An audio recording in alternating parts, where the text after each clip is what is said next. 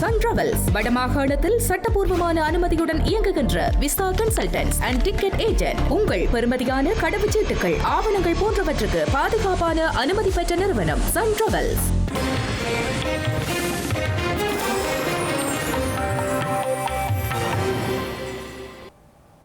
வணக்கம். இது ஐபிசி தமிழின் காலை நேர பிரதான செய்திகள். முதலில் தலைப்புச் செய்திகள். இலங்கை தமிழரசு கட்சிக்குள் உளவாளிகளின் ஊடுருவல். சுமந்திரன் மற்றும் சாணக்கியனை கடுமையாக சாடிய சிவமோகன். இலங்கையில் இன்று முதல் நடைமுறைப்படுத்தப்படும் புதிய கல்வி சீர்திருத்தம். முதலாம் தர மாணவர் சேர்க்கை இன்று ஆரம்பம். யாழில் காற்று மாசடைவு. அறிக்கை சமர்ப்பிக்குமாறு மாநகர சபைக்கு நீதிமன்றம் உத்தரவு. ஸ்ரீலங்கா அரசாங்கத்திற்கு 48 மணி நேர காலக்கெடு. அரசு வைத்திய அதிகாரிகள் சங்கம். அரசு உத்தியோகத்தர்கள் மீது நம்பிக்கை இல்லாததாலேயே பிரஜா சக்தி திட்டம். அனுர தரப்பு உறுப்பினரின் கருத்தால் பருத்தித்துறை பிரதேச சபையில் கருத்து மோதல். ஆளில்லா விமான உற்பத்தி ஆலை. வங்கதேசம் சீனா ஒப்பந்தம். இனி தொடர்வது விரிவான செய்திகள். இலங்கை தமிழரசு கட்சிக்குள் காணப்படுகின்ற சுமந்திரன் தலைமையிலான குழுக்கள் உளவாளிகளாக செயற்படுவதாக முன்னாள் நாடாளுமன்ற உறுப்பினர் சி சிவமோகன் தெரிவித்துள்ளார். ராஜபக்சர்களின் கைப்பொம்மையாக இலங்கை தமிழரசு கட்சியின் மட்டக்களப்பு மாவட்ட நாடாளுமன்ற உறுப்பினர் செயற்படுவதாகவும் சுட்டிக்காட்டியுள்ளார். வவுனியாவில் உள்ள அவரது அலுவலகத்தில் இடம்பெற்ற ஊடக சந்திப்பின் போதே அவர் இவ்வாறு தெரிவித்துள்ளார்.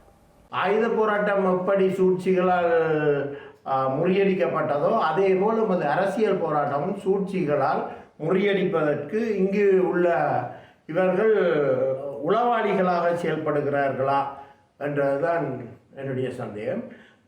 சாதாரணமாக உளவாளிகள் பணத்திற்காக கையகப்படுத்தப்படுவார்கள். சூழ்ச்சியை செய்பவர்கள் இந்த உளவாளிகளை பணத்தை கொடுத்து செய்வார்கள், பதவி ஆசையை கொடுத்து செய்வார்கள், அதிகார ஆசையை காட்டி செய்வார். இங்கு நாங்கள் பார்த்தால் மேட்டிக்குடி வர்க்கத்தின் பாலை குடித்து வளர்ந்த ஒருவர், கொழும்பு அரசியல் மையத்தில் நிலை கொண்டிருந்த ஒருவர், நமது தேசியத்தை உடைப்பதற்காக இங்கு செயலாளராக, அதாவது அந்த செயல்பாட்டுக்கு செயலாளராக நியமிக்கப்பட்டிருக்கிறாரா என்ற சந்தேகம். அனைவரும் பார்த்து கொண்டிருக்க கண்ணிலே மண்ணை தூவி கொழும்பு அரசியல் மையத்தில் இருந்து கொண்ட ஒருவர் தான் கடைசியாக மட்டக்களப்பில் அடையாளம் காணப்பட்டு உள்ளே இறக்கப்பட்டார். இவர் ராஜபக்சர்களின் கைப்பொம்மை. ராஜபக்சர்களை இன்று இந்த அரசு, இந்த என்டிபி, இந்த ஜேபி அரசு கூட இன்று வரை கைது செய்யவில்லையே. ராஜபக்சர்களின் நிகழ்தான் இன்றைய இந்த விடுதலை போராட்டத்தை முற்று முழுதாக ஈழத்தமிழர்களின் விடுதலை போராட்டத்தை மழுங்கடிக்க செய்வதற்காக இறக்கப்பட்ட ஒரு குழு. அவர்களின் குழு தான் இன்று அவரை இறக்கி இருக்கிறது மட்டக்களப்பிலே. மிகவும் சூட்சகமாக இவர்களால் ஒருவரை ஒருவர் சாட்டி உள்ளே கொண்டு வரப்பட்டிருக்கிறார். மாவை சேனாதி ராஜா என்பவரை ஏமாற்றி தலைமைக்கு அந்த மட்டக்களப்பு பொறுப்பை எடுத்துக்கொண்டவர் அவரே கேட்கிறார், மாவை சேனாதி ராஜாவை உங்களுக்கு தலைமையில் இருக்க தகுதி இல்லை. அதுவும் வந்த ஒரு சில நாட்கள், ஒரு சிலவர். எனவே இவை என்ன நிகழ்ச்சி நிழல் என்று அரசியல் ரீதியான ஸ்ரீதரன் விடயத்தை எடுத்துக்கொண்டால், அரசியல் ரீதியான முடிவுகளை எடுக்கப்பட வேண்டிய ஒரே ஒரு இடம் நமது ஜாப் அடிப்படையில் பொதுக்குழு. இன்று அந்த பொதுக்குழு நீதிமன்றத்தில் முடக்கப்பட்டிருக்கின்றது, திட்டமிட்டு முடக்கப்பட்டிருக்கின்றது, இதே குழுவால் முடக்கப்பட்டிருக்கின்றது. அப்படி என்றால் நான் சொல்வதில்லை என்ன தவறு. இவர்கள் உளவாளிகள் தான். இந்த உளவாளிகளின் கைகளுக்கு சென்று ஒட்டுமொத்தமாக இன்று அந்த கட்சி முடக்கப்பட்டிருக்கின்றது. இலங்கையில் 2026 ஆண்டுக்காக முதலாம் தரத்துக்கு மாணவர்களை பாடசாலைகளில் அனுமதிக்கும் நிகழ்வு இன்று நடைபெறுகிறது. புதிய கல்வி சீர்திருத்தங்களின் கீழ் முதலாம் தரத்துக்குரிய பாடத்திட்டத்தை இந்த ஆண்டு முதல் நடைமுறைப்படுத்த திட்டமிடப்பட்டுள்ளதாக ஸ்ரீலங்கா கல்வி அமைச்சு குறிப்பிட்டுள்ளது. இந்த நிலையில் இலங்கையில் எந்தவொரு பிள்ளையினதும் கல்வி அவர்களது பெற்றோரின் பொருளாதார நிலையை பொறுத்து தீர்மானிக்கப்படக்கூடாது என ஸ்ரீலங்காவின் பிரதமர் கலாநிதி ஹரணி அமரசூரிய தெரிவித்துள்ளார். புதிய கல்வி சீர்திருத்தங்களின் கீழ் முதலாம் தரத்திற்கு நுழைகின்ற அனைத்து பிள்ளைகளுக்கும் கல்வி அமைச்சர் என்கின்ற ரீதியில் விடுத்துள்ள வாழ்த்துச் செய்தியில் பிரதமர் இவ்வாறு குறிப்பிட்டுள்ளார். ஒவ்வொரு பிள்ளைகளினதும் சமனான கல்வி உரிமையை உறுதிப்படுத்துவதற்கு தேவையான அனைத்து நடவடிக்கைகளையும் அரசாங்கம் என்ற ரீதியில் முன்னெடுக்கும் பொறுப்பை ஏற்றுள்ளதாக பிரதமர் கலாநிதி கரணி அமரசூரிய கூறியுள்ளார். இந்த நேர்மையான முயற்சியை வெற்றிகரமாக முன்னெடுக்க அனைவரதும் ஆக்கப்பூர்வமான கருத்துக்கள் மிகவும் முக்கியமானதாக கருதுவதாகவும் அவர் குறிப்பிட்டுள்ளார். பாடசாலை செல்லும் முதல் நாள் அன்புக்குரிய பிள்ளைகளின் வாழ்க்கையில் பசுமையானதொரு நினைவாக அமைய வேண்டும் என்பதே தமது எதிர்பார்ப்பாகும் எனவும் சுட்டிக்காட்டியுள்ளார். அந்த நோக்கத்தை நனவாக்கும் வகையில் பாடசாலை பருவத்தை மகிழ்ச்சியாகவும் உற்சாகமாகவும் அர்த்தமுள்ள விதத்திலும் சுதந்திரமாக கழிப்பதற்கு ஏற்றவாறு பாடசாலை சூழலையும் கற்றல் கற்பித்தல் செயல்முறையையும் மிகவும் வினைத்திறன் மிக்கதாக மாற்றுவதற்கு பெரும் முயற்சி எடுத்து வருவதாகவும் சுட்டிக்காட்டியுள்ளார். ஒவ்வொரு பிள்ளைக்கும் சமனான கல்வி உரிமையை உறுதிப்படுத்துவதற்கு தேவையான சகல நடவடிக்கைகளையும் ஓர் அரசாங்கம் என்ற ரீதியில் முன்னெடுக்க வேண்டிய பொறுப்பை நாம் ஏற்றுள்ளோம். இந்த நேர்மையான முயற்சியை வெற்றி கொள்வதற்கு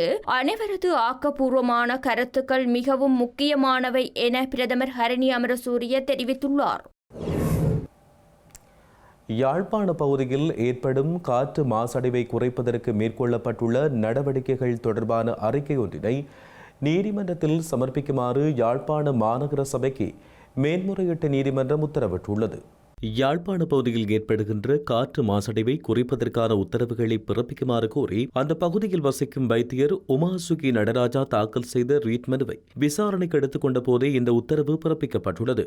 மேன்முறையீட்டு நீதிமன்றத்தின் தலைமை நீதிபதி ரோஹான்ட் அபேசூரிய மற்றும் பிரியந்த பெர்னாண்டோ ஆகியோர் அடங்கிய மேன்முறையீட்டு நீதிமன்ற நீதிபதிகள் குழாம் முன்னிலையில் இம்மனு அளிக்கப்பட்டுள்ளது. இம்மனு விசாரணைக்கு எடுத்துக் கொள்ளப்பட்ட போது மனுதாரர் தரப்பில் ஆஜரான சட்டத்தரணி ரவீந்திரநாத் தாபரே நீதிமன்றத்தில் விடயங்களை முன்வைக்கையில் யாழ்ப்பாண பகுதியில் திறந்த வெளியில் குப்பைகளை எரிப்பதன் காரணமாக அந்த பகுதியில் காற்று மாசடைவு கடுமையாக அதிகரித்துள்ளதாகவும் தெரிவித்தார். அத்துடன் தென்னிந்தியாவிலிருந்து காற்று மூலமாக அடித்து வரப்படும் கழிவுகளின் காரணமாகவும் அந்த பகுதியில் பாரிய காற்று மாசடைவு ஏற்பட்டுள்ளதாகவும் அவர் சுட்டிக்காட்டினார். இதன்பொழுது யாழ்ப்பாண பகுதியில் ஏற்படுகின்ற காற்று மாசடைவின் தன்மையை காட்டும் அறிக்கைகளையும் நீதிமன்றத்தில் சமர்ப்பித்த சட்டத்தரணி இந்த காற்று மாசடைவின் காரணமாக நோய் நிலைமைகள் தீவிரமடைய காரணமாக அமைந்துள்ளதாக குறிப்பிட்டார். முன்வைக்கப்பட்டுள்ள விடயங்களை ஆராய்ந்த நீதிபதிகள் குழாம் யாழ்ப்பாண பகுதியில் காற்று மாசடைவை குறைப்பதற்கு மேற்கொள்ளப்பட்டுள்ள நடவடிக்கைகள் தொடர்பான அறிக்கையை சமர்ப்பிக்குமாறு யாழ்ப்பாண மாநகர சபைக்கு மத்திய சுற்றாடல் அதிகார சபைக்கு உத்தரவிட்டது. இந்த பிரச்சனையை தீர்த்துக் கொள்ள யாழ்ப்பாண மாநகர சபையால் மத்திய சுற்றாடல் அதிகார சபையுடன் இணைந்து ஏன் செயற்பட முடியாது என மேன்முறையீட்டு நீதிமன்றத்தின் தலைமை நீதிபதி கேள்வி எழுப்பியிருந்தார். இவ்வாறான பொதுநல பிரச்சனைகள் அரச நிறுவனங்கள் இணைந்து கலந்துரையாடி தீர்க்கப்பட வேண்டியவை என்றும் அவற்றினை அவசியமின்றி நீதிமன்ற வழக்குகளாக மாற்ற வேண்டிய அவசியமில்லை என்றும் நீதிமன்றம் மேலும் சுட்டிக்காட்டியுள்ளது. வைத்தியர்களின் பிரச்சனைகளுக்கு தீர்வு கோரி தற்போது முன்னெடுக்கப்பட்டு வரும் தொழிற்சங்க போராட்டத்தில் ஆக்கப்பூர்வமான தலையீடு மேற்கொள்ளப்படாவிட்டால் எதிர்வரும் 48 மணித்தியாலங்களின் பின்னர் தொழிற்சங்க நடவடிக்கைகளை தீவிரப்படுத்தப் போவதாக ஸ்ரீலங்கா அரச வைத்திய அதிகாரிகள் சங்கம் தெரிவித்துள்ளது. ஸ்ரீலங்காவின் அரச வைத்திய அதிகாரிகள் சங்கத்தின் மத்திய செயற்குழு நேற்றைய தினம் கூடியதோடு இதன் பொழுது மேலதிக நடவடிக்கைகளை தீர்மானிப்பதற்கான முழுமையான அதிகாரம் நிறைவேற்று சபைக்கு வழங்கப்பட்டுள்ளது. மத்திய செயற்குழு கூட்டத்தில் பல முக்கிய தீர்மானங்கள் எடுக்கப்பட உள்ளதுடன் தற்போது முன்னெடுக்கப்பட்டு வரும் தொழிற்சங்க நடவடிக்கைகளை தொடர்ந்து முன்னெடுத்துச் செல்ல தீர்மானிக்கப்பட்டுள்ளது. இதன்படி வைத்தியசாலைகளில் கையிருப்பில் இல்லாத மருந்துகளை வெளியில் இருந்து கொள்வனவு செய்வதற்கான மருந்து சீட்டுகளை எழுதும் நடவடிக்கை தொடர்ந்து முன்னெடுக்கப்பட மாட்டாது எனவும் அரசியல் குழுக்களால் நடத்தப்படும் சுகாதார முகாம்களில் பங்கேற்கப் போவதில்லை எனவும் தீர்மானிக்கப்பட்டுள்ளது. அத்துடன் வைத்தியர்கள் போதுமான அளவு இல்லாத வைத்தியசாலைகளில் புதிதாக நிர்மாணிக்கப்படும் விடுதிகள் மற்றும் பிரிவுகளின் கட்டட பணிகளுக்கான ஆரம்ப நிகழ்வுகளில் பங்கேற்கப் போவதில்லை எனவும் அரச வைத்திய அதிகாரிகள் சங்கத்தின் மத்திய செயற்குழு தீர்மானித்துள்ளது. ஸ்ரீலங்கா அரச உத்தியோகத்தர்கள் மீது நம்பிக்கையில்லா காரணத்தினால்தான் பிரஜாசக்தி திட்டம் கொண்டுவரப்பட்டுள்ளதாக பருத்தித்துறை பிரதேச சபையின் தேசிய மக்கள் சக்தியின் உறுப்பினர் தெரிவித்த கருத்தால் குழப்பமான நிலை ஒன்று ஏற்பட்டுள்ளது. இதனால் உறுப்பினர்கள் வன்மையான கண்டனங்களை வெளிப்படுத்தியுள்ளனர். 2026 ஆண்டுக்கான பருத்தித்துறை பிரதேச சபையின் முதல் அமர்வு நேற்றைய தினம் தவிசாளர் யுகதீஸ் தலைமையில் பருத்தித்துறை பிரதேச சபை மண்டபத்தில் இடம்பெற்றுள்ளது. இதன்பொழுது முதலாவது பிரேரணையாக ஸ்ரீலங்கா அரசாங்கத்தின் பிரஜாசக்திக்கு எதிராக தவிசாளரினால் சபையில் கொண்டுவரப்பட்டது. இதற்கெதிராக வாதிட்ட தேசிய மக்கள் சக்தியின் உறுப்பினர்கள் அரசு ஊழியர்கள் அரசாங்கத்திற்கு உண்மையாயில்லை, அவர்கள் மீது நம்பிக்கை இல்லாத காரணத்தினால்தான் இந்த பிரஜாசக்தியை கொண்டு வருகிறோம் என்ற ஒரு கருத்தை முன்வைத்தனர். இதனால் சபையில் கடும் அமளி துமளி ஏற்பட்டது. குறித்த உறுப்பினரின் கருத்திற்கு தவிசாளர் உட்பட ஏனைய உறுப்பினர்கள் தங்களின் வன்மையான கண்டனத்தை வெளிப்படுத்தினர். எவ்வாறாயினும் தவிசாளரினால் கொண்டுவரப்பட்ட குறித்த பிரேரணை தமிழரசு கட்சியின் 9 வாக்குகளினாலும் ஈழ மக்கள் ஜனநாயக கட்சியின் 1 வாக்குமாக 10 வாக்குகளால் பிரேரணை நிறைவேறியுள்ளமை குறிப்பிடத்தக்கது. கிழக்கு மாகாணத்தினை உலுக்கிய படுகொலைகளில் ஒன்றாக கருதப்படும் மட்டக்களப்பு கொக்கட்டிச்சோலை படுகொலையின் 39வது ஆண்டு நிறைவு நினைவேந்தல் நிகழ்வு நேற்றைய தினம் நடைபெற்றுள்ளது. மட்டக்களப்பு மகளடி தீவு சந்தியில் உள்ள படுகொலை செய்யப்பட்டவர்களின் நினைவு தூபியில் அஞ்சலி நிகழ்வு நடைபெற்றுள்ளது. இதன்போது ஈகச்சுடர் ஏற்றப்பட்டு மலரஞ்சலி செலுத்தப்பட்டதுடன் உயிர் நீத்தவர்களின் ஆத்மா சாந்தி வேண்டி அகவணக்கம் செலுத்தப்பட்டது. 1987 மற்றும் 1991 ஆகிய காலப்பகுதியில் ராணுவம் மற்றும் விசேட அதிரடிப்படையினரால் மகளடி தீவு, ராள்பண்ணை மற்றும் கொக்கட்டிச்சோலை ஆகிய பகுதிகளில் 239 பேர் படுகொலை செய்யப்பட்டனர்.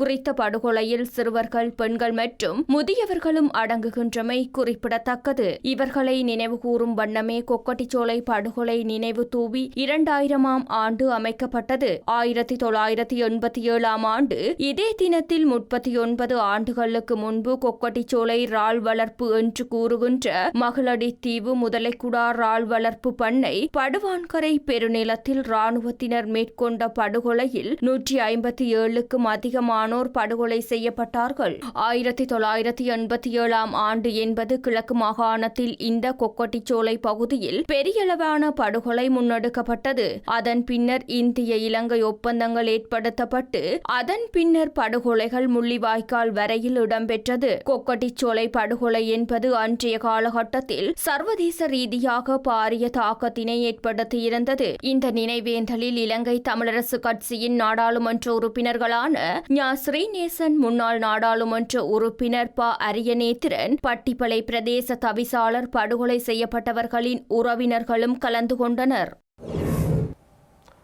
யாழ்ப்பாணத்துக்கான இந்திய துணை தூதுவரை வேலணை பிரதேச சபையின் தவிசாளர் தலைமையிலான குழுவினர் சந்தித்து கலந்துரையாடியுள்ளனர்.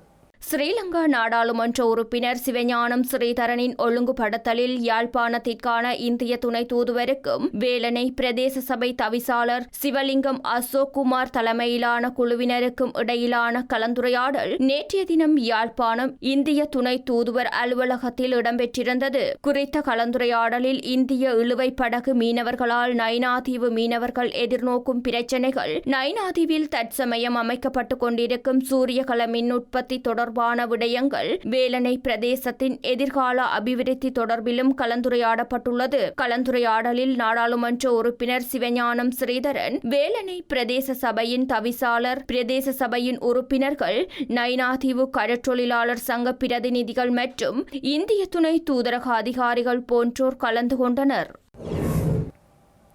மன்னார் நீதிமன்ற வளாகத்துக்கு அருகில் நீண்ட காலமாய் மூடப்பட்டு மக்கள் பாவனையின்றி காணப்பட்ட வீதி மன்னார் நகரசபையால் செப்பனிடப்பட்டு மக்கள் பாவனைக்காக கையளிக்கப்பட உள்ளது. 1983 தொடக்கம் 1984 ஆண்டு காலப்பகுதி வரை மக்கள் பயன்பாட்டில் இருந்த குறித்த வீதியானது நீண்ட காலமாக மக்கள் பயன்பாடு இன்றி மூடப்பட்டு காணப்பட்டது. குறித்த வீதி மூடப்பட்ட காலப்பகுதியில் ராணுவ சோதனை சாவடி உட்பட பல்வேறு ராணுவ சோதனை மற்றும் அனுமதி சீட்டு வழங்கும் அலுவலகங்கள் அந்த பகுதியில் செயல்பட்டு வந்துள்ளது. அதன் பின்னர் நீதிமன்ற கட்டுக்காவல் பொருட்கள் சேமிக்கப்பட்டு வந்ததோடு பயன்படுத்த முடியாமல் காணப்பட்ட நிலையில் குறித்த வீதி மற்றும் அதை சூழவுள்ள பகுதிகள் நகரசபையால் சுத்தம் செய்யப்பட்டு மக்கள் பயன்பாட்டிற்கு திறந்துவிடப்பட உள்ளமை குறிப்பிடத்தக்கது.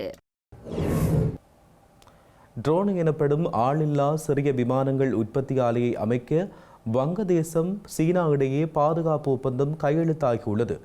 வங்கதேசத்தில் சீனாவின் இந்த இராணுவ ஆதிக்கம் இந்தியாவின் பாதுகாப்புக்கு சவாலாக அமையலாம் என்று எதிர்பார்க்கப்படுகிறது. சீன மற்றும் வங்கதேசம் இடையே பாதுகாப்பு உறவில் உள்ள ஒரு முக்கிய அம்சமாக ட்ரோன் எனப்படும் ஆளில்லா விமானங்கள் தயாரிப்பதற்கான ஆலையை அமைக்க ஒப்பந்தம் கையெழுத்தாகியுள்ளதாக வங்கதேசத்தின் இடைக்கால அரசு தெரிவித்துள்ளது. இந்த ஒப்பந்தத்தின்படி சீன அரசுக்கு சொந்தமான பாதுகாப்பு நிறுவனங்கள் வங்கதேச ராணுவத்துடன் இணைந்து அந்த நாட்டிலேயே அதிநவீன ட்ரோன்களை தயாரிப்பதற்கான தொழில்நுட்பங்களை வழங்க உள்ளன. ஏற்கனவே சீனாவின் CH-3 மற்றும் 4 ரக ட்ரோன்களை வங்கதேசம் பயன்படுத்தி வருகிறது. புதிதாக துவங்கப்பட உள்ள ஆலையில் எல்லை பாதுகாப்பு மற்றும் கடல்சார் கண்காணிப்பு ட்ரோன்களும் ஏவுகணைகளை ஏந்திச் சென்று இலக்குகளை தாக்கும் திறன் கொண்ட ட்ரோன்களும் தயாரிக்கப்பட உள்ளன. இதன் வாயிலாக வங்கதேசம் தன் ராணுவ தேவைகளுக்கு வெளிநாடுகளை சார்ந்திருப்பதை குறைத்து சொந்தமாக ட்ரோன்களை தயாரிக்கும் திறனை பெறும். வங்கதேச ராணுவத்தின் பீரங்கிகள், போர் விமானங்கள், நீர்மூழ்கி கப்பல்கள் என 70% ஆயுதங்கள் சீனாவில் இருந்து பெறப்பட்டவை. சமீபத்தில் வங்கதேசத்தின் காக்ஸ் பஜார் பகுதியில் சீனாவின் உதவியுடன் பிரமாண்ட நீர்மூழ்கி கப்பல் தளம் ஒன்று கட்டி முடிக்கப்பட்டுள்ளது. வங்கதேசத்தின் மிகப்பெரிய ஆயுத விநியோகஸ்தர்களாக சீனா இருந்து வருகிறது. வங்கதேசத்தில் சீனாவின் இந்த ராணுவ ஆதிக்கம் இந்தியாவின் பாதுகாப்பிற்கு சவாலாக அமையலாம் என கூறப்படுகிறது. செய்திகளின் நிறைவாக இனி மீண்டும் தலைப்புச் செய்திகள். இலங்கை தமிழரசு கட்சிக்குள் உளவாளிகளின் ஊடுருவல். சுமந்திரன் மற்றும் சாணக்கியனை கடுமையாக சாடிய சிவமோகன். இலங்கையில் இன்று முதல் நடைமுறைப்படுத்தப்படும் புதிய கல்வி சீர்திருத்தம். முதலாம் தர மாணவர் சேர்க்கை இன்று ஆரம்பம். யாழில் காற்று மாசடைவு. அறிக்கை சமர்ப்பிக்குமாறு மாநகர சபைக்கு நீதிமன்றம் உத்தரவு. ஸ்ரீலங்கா அரசாங்கத்திற்கு 48 மணி நேர காலக்கெடு. அரசு வைத்திய அதிகாரிகள் சங்கம். அரசு உத்தியோகத்தர்கள் மீது நம்பிக்கை இல்லாததாலேயே பிரஜா சக்தி திட்டம். அனுர தரப்பு உறுப்பினரின் கருத்தால் பருத்தித்துறை பிரதேச சபையில் கருத்து மோதல். ஆளில்லா விமான உற்பத்தி ஆலை. வங்கதேசம் சீனா ஒப்பந்தம். இத்துடன் IBC தமிழின் காலை நேர பிரதான செய்திகள் நிறைவடைகின்றன. உடனுக்குடன் செய்திகளை அறிந்து கொள்ள IBCTamil.com என்ற எமது இணையதளத்தை பார்வையிடுங்கள். வணக்கம்.